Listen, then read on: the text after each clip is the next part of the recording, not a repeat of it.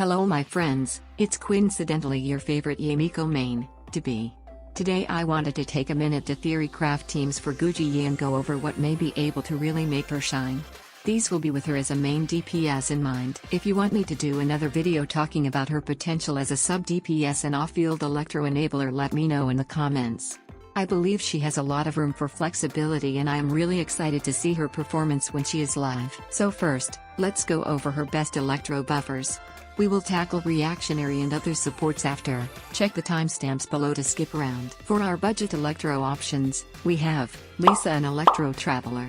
Lisa at Ascension 4 provides a 15% defense shred on enemies within her elemental burst ability. Our other budget option is Electro Traveler. They are like a budget Raiden Shogun, and their second constellation gives electro resistance shred by 15% when the electro hits from their burst hit enemies. Now we have two less budget friendly options, Beidou and Quinncidentally.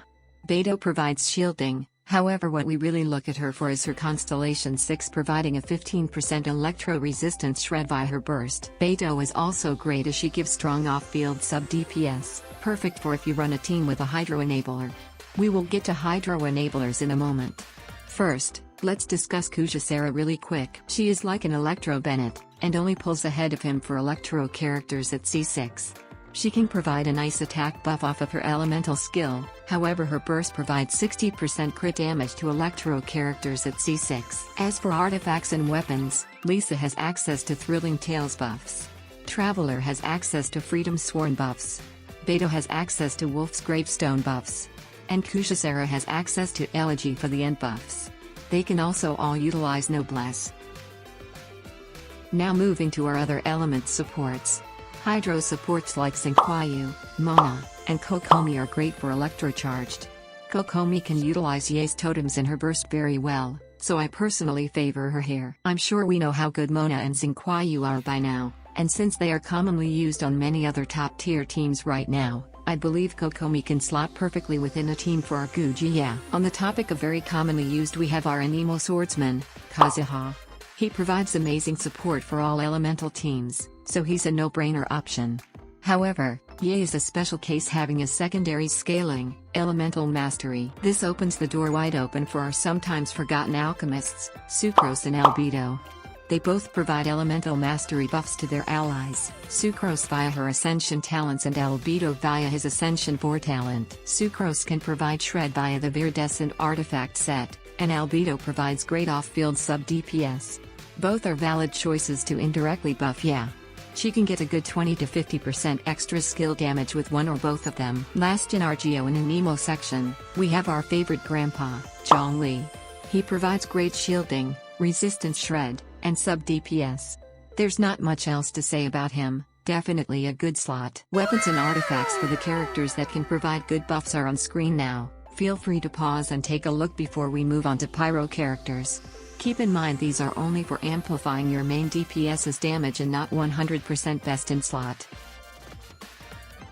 Lastly, we have Pyro characters for Overloaded. This will be quick.